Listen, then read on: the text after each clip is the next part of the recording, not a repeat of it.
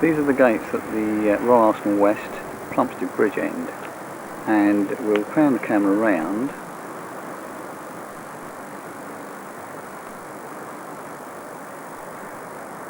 That's the police reception hut that people used to go into on first reporting to the Royal Arsenal, workers and contractors alike. The vehicles that you can see here now are in fact contractors' vehicles that are refurbishing the site.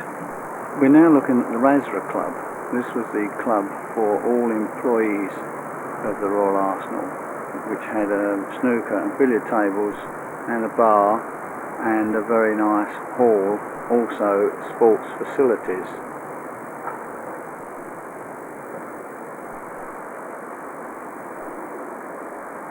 Now we're back to the police reception hut. We're now looking towards the building 25, which was used by the Admiralty, and the tall chimney that you can see in the background is the powerhouse which supplied the steam and central heating for all the buildings on site. Now looking at building 2. This was used for offices, and it's near the Plumstead Bridge end, and at the very top you'll see the date 1938, and that was the back half of the building, which was built in 1938. The front half is a much earlier part of the building. This building will shortly be used by the Army, and I believe it's going to be used for their headquarters for office staff, etc. This set of gates that you can see here are the inner set. There was 3 sets of gates. The very end set, which you can see in the far distance, were the entrance from Plumstead Bridge. Then there was an inner set, and then there was a third set, which is this particular set that we're looking at here. Wellington Avenue is the road in which all these sets of gates are situated. The gates that you can see the back of, the Plumstead Road runs along the back there. They are the gates at the side of building 2, which we're planning to see now, and that was known as Middlegate House, and they are of course the middle gates. Merbury Street. Now the building 2 is in the site adjacent to Merbury Street. This is the front end of building 2, and you can hear the traffic from Plumstead Road in the background, and I'm not sure whether you'll in fact hear me talking too clearly, because my voice will probably be swamped by the noise of the traffic. Building 4 was a building that was used for housing all the private cars. When I say private cars, they were Ministry of Defence cars that were used on site. This is a ramp which was used for testing vehicles for clutch and brake, etc. And the graffiti that you see on there was put on by somebody, presumably an employee of the Arsenal, when it finished in September or December 1994. I have in fact noticed a date on there which states it's November 94. Building 5. Building 5's in 2 parts. The first part there was used for testing engines, tank engines and other types of vehicles, and all sorts of tests went on there. The far end was used as a store for paper, all types of office equipment, etc. This is inside building 5, and this used to be where the stores were kept. That's the stores part of building 5.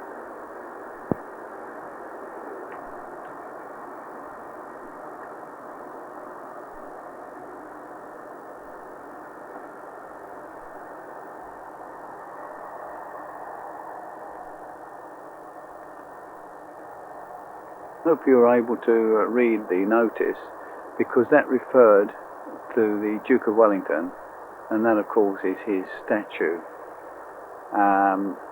There were cannons to either side of him when the MOD were on site, but they have in fact been taken away, and so has that other wall plaque on the left hand side there.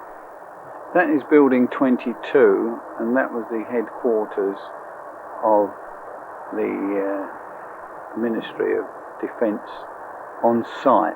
That was where most of the office workers were housed, including the personnel department for industrial and clerical people. It was a 3-story building, as you can see. This is the Shell building, and we'll get a close-up in a minute of the Shell Foundry gates, which were rather interesting. That is the Shell Foundry gates, a rather marvellous piece of ironwork. We'll see if we can't get a close-up of the notice on the wall. Hopefully I can hold the camera steady enough so that you'll be able to read this from the screen.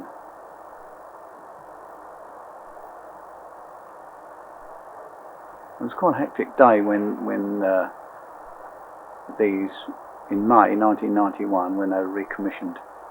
Quite a lot of security went on. That's a bit more of the Shell Foundry gates. We'll see if we can get a bit more close up in a minute. As you can see, the date was 1856.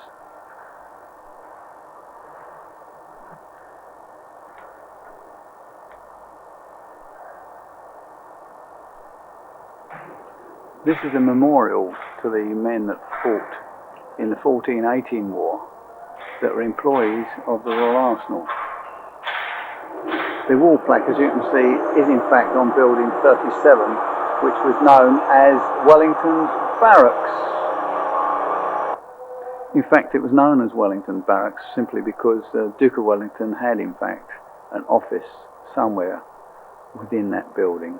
That's the other part of the building, which is building 36. Building 19 was a large engineering workshop, and you can just about make out the railway lines that used to take the trucks in with presumably ammunition and guns and bits and pieces for repair during the wartime. That's the 39-45 war.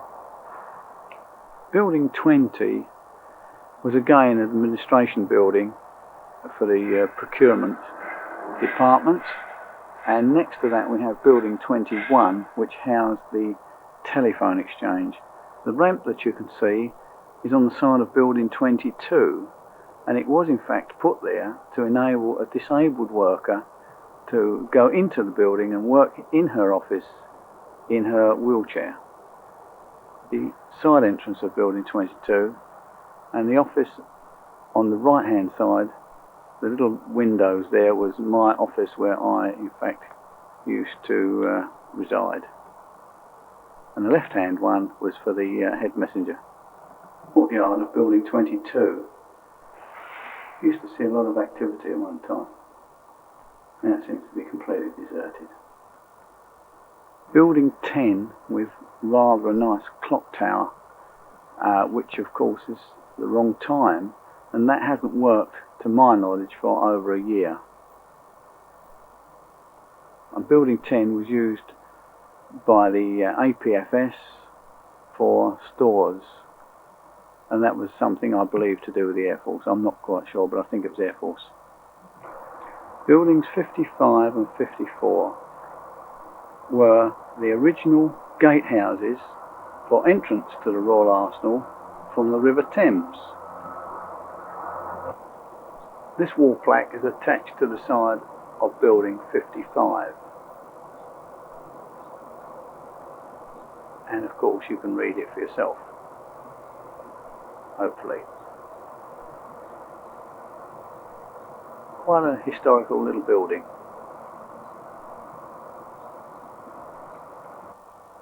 Building 1941. There's quite a history behind it, and it's a very picturesque building which you can view from the north side of the river, and it looks quite picturesque from the other side of the water. This is one of the buildings that they hope to use for the museum of the Royal Arsenal West.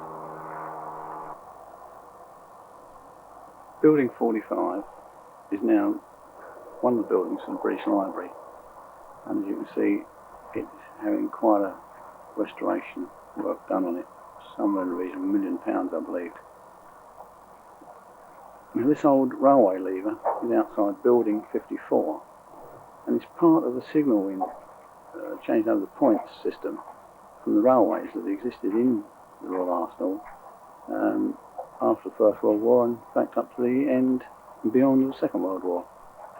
The gardening club was housed in building 53 for members of the Royal Arsenal, and we could purchase items of gardening equipment and all sorts of paraphernalia from here at very reasonable discounts.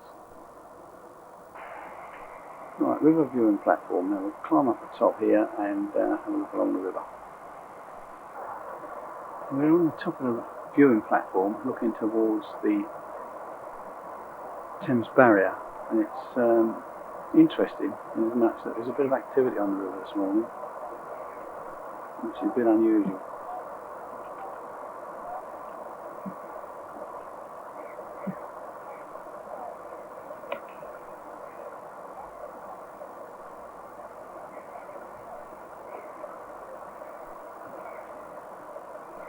You can, in fact, on a good day, see the Post Office Tower from here. I don't know what it's like today. Building 33. Quite an interesting building. During the Second World War, they made all sorts of small arms here, including Sten guns. Building 32, as it says, Occupational Health Department. Most people came here for their medicals on entry to the Royal Arsenal for employment. Sydney Street, nothing to do with the Sydney Street siege, but a notice attached to the side, building 7. These few trees along the back of building 7, which is towards the Plumstead Road, there's an apple tree amongst them somewhere. I'm not quite sure which one it was. I think it might have been the first or second one that we saw.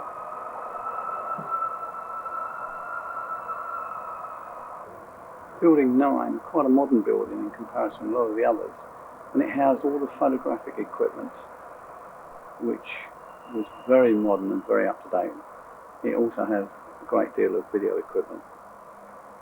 Building 42 was in fact the Ministry of Defence Police headquarters, where their offices were on the ground floor, and on the top floor they had in fact bedrooms.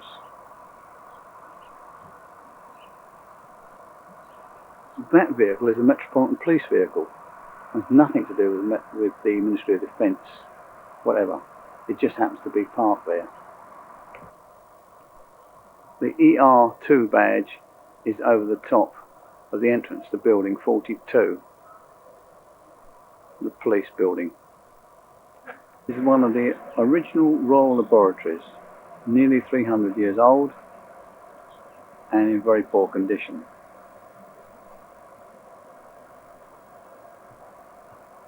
And this is the other one, and in the background you can see the officers' mess.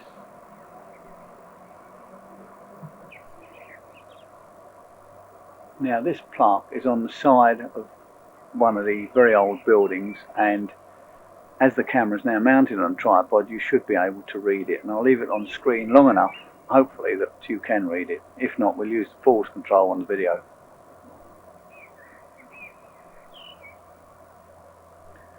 As I said previously, they are in fact listed, these buildings, but they're in a deplorable state and are almost falling down.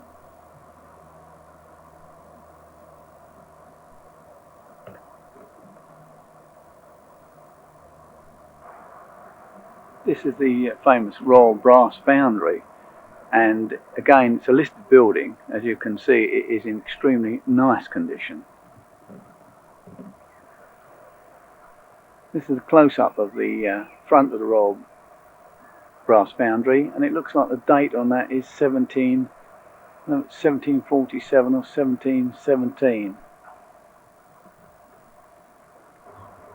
The date was in fact 1717, and there you can see on the wall plaque. I'll leave it on long enough, hopefully we can read it.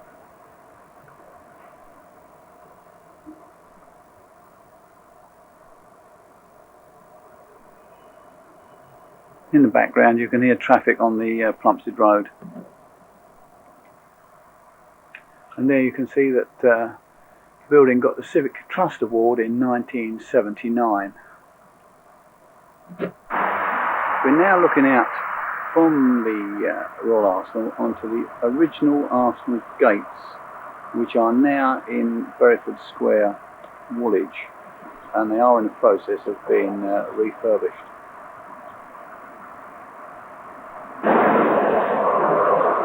This is a map of the historic buildings situated at Dial Square. I'm not sure whether you'll be able to hear me because of the traffic noise in the background from the Plumstead Road, but anyway, I'll trust that you can see what's necessary on the map.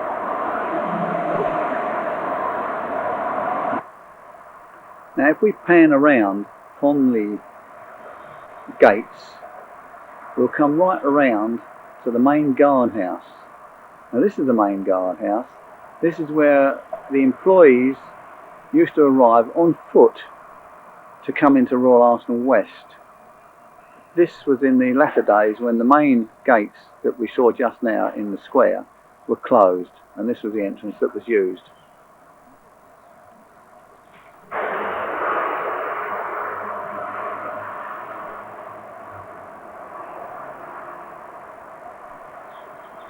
This is the wall plaque that's on the outside of the main guardhouse, and I'll try and leave it on the screen long enough so that you can read it without moving the camera too much.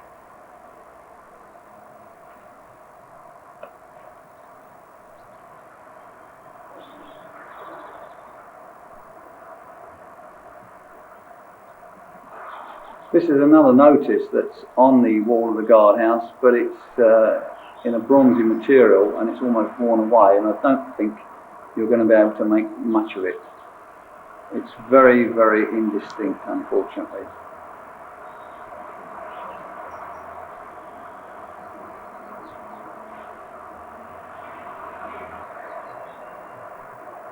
As you can see, cameras, recording equipment, portable telephones may not be brought onto the site unless authorised, and when I was employed by the MOD, all this equipment was in fact forbidden, and you were in fact searched from time to time to make sure that you never had any of this equipment on you. Now of course the restrictions have been lifted, hence I'm able to use a video camera.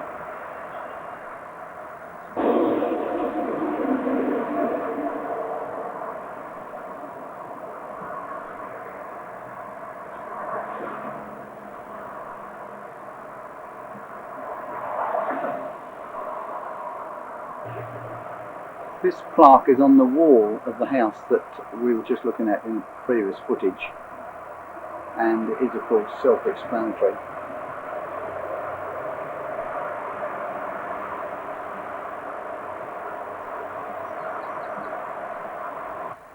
We have in fact moved slightly away from Plumstead Road, although you can probably still hear the traffic in the background, and we're looking at Dial Square.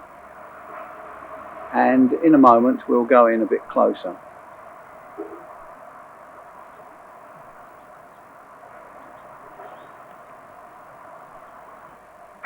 This tree is just opposite Dial Square, and it's amazing how the wildlife has increased since the site has been vacated. The amount of birds that are now about, and obviously other forms of wildlife, incredible.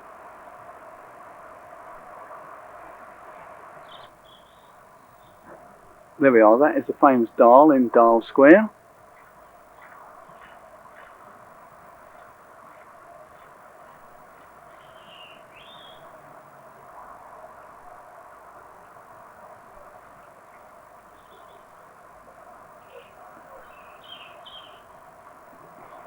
It's rather interesting. There's some dates on that ironwork there. I think 1780.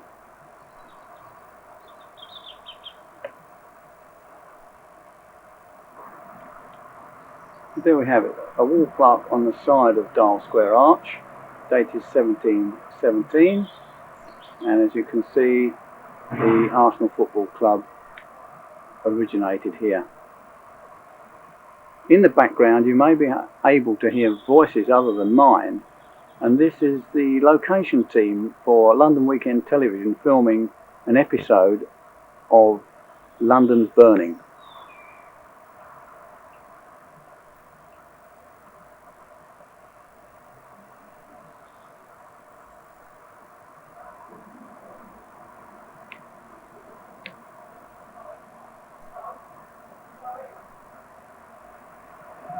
One final shot of the dial in Dial Square.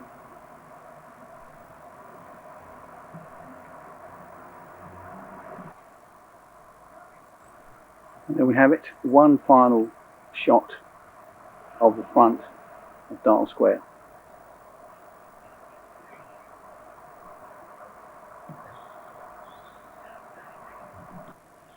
As I said earlier, the amount of wildlife on site has increased quite a bit, and these trees are now coming out in blossom. I'm not too sure what type of tree they are, although they're fairly young and obviously they haven't been planted that long. In fact, I think they were planted whilst I was employed here.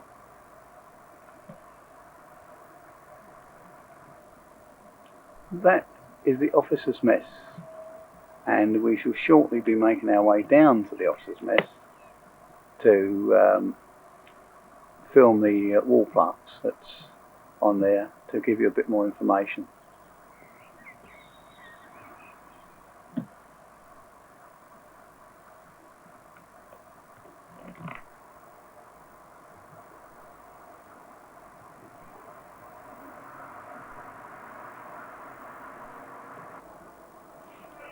There we are at the Royal Military Academy, 1720, and I'll leave the notice on the screen long enough for you, hopefully, to be able to read.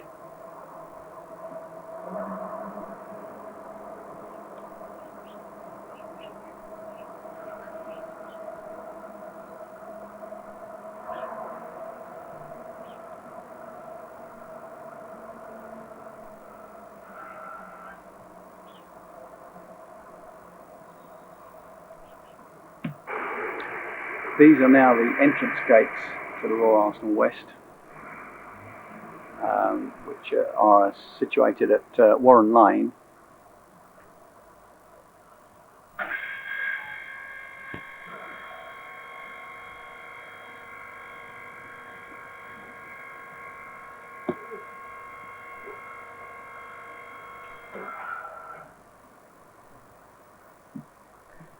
There are the gates at Warren Lane, from outside looking in.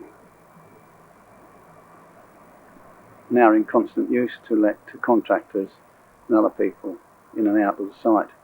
And I think that's about the end of our tour of the Royal Arsenal West. I don't think I can put any more footage onto this tape, so I think at the moment we're going to call it a day.